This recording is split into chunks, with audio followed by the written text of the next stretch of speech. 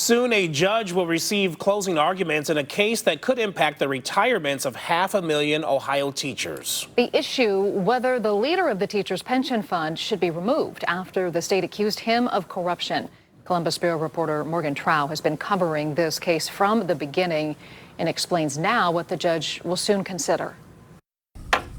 Should the state teachers retirement system board chair Rudy Fichtenbaum be removed from his position? And should former board member Wade Steen be banned from ever returning to public pensions? For the state of Ohio, that's an easy answer. A lot of egregious conduct. But the defense says that their clients are being punished for going against the status quo. State teachers was not dealing in good faith. This case began with an anonymous whistleblower letter. Then the attorney general accused Fichtenbaum and Steen of trying to steer 70% of STRS assets to QED, a startup investment firm run by Seth Metcalf, who the AG described as having no track record, clients, or capability to invest billions of dollars. At trial, one of the whistleblowers spoke up. STRS Chief Legal Counsel Stacey Weidman. Unusual, kind of unprecedented things that were occurring at STRS that caused us belief that the teachers' money could be at risk. When Metcalf took the stand, he argued that he was just trying to fix a broken system.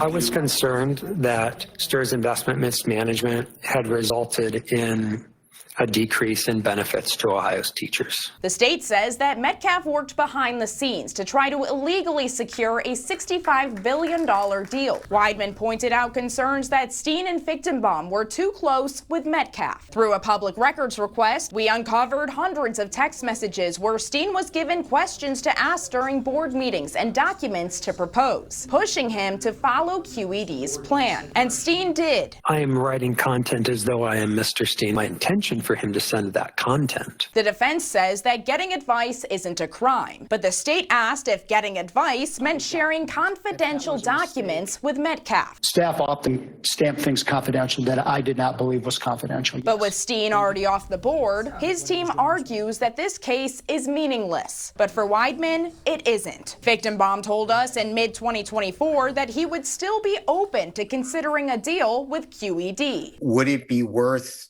having somebody vetting that idea and looking at it? These individuals were still lingering at STRS years after failing due diligence. Each side is drafting their closing arguments, and the judge will rule in the next couple of months. At the Ohio State House, I'm Morgan Trow reporting.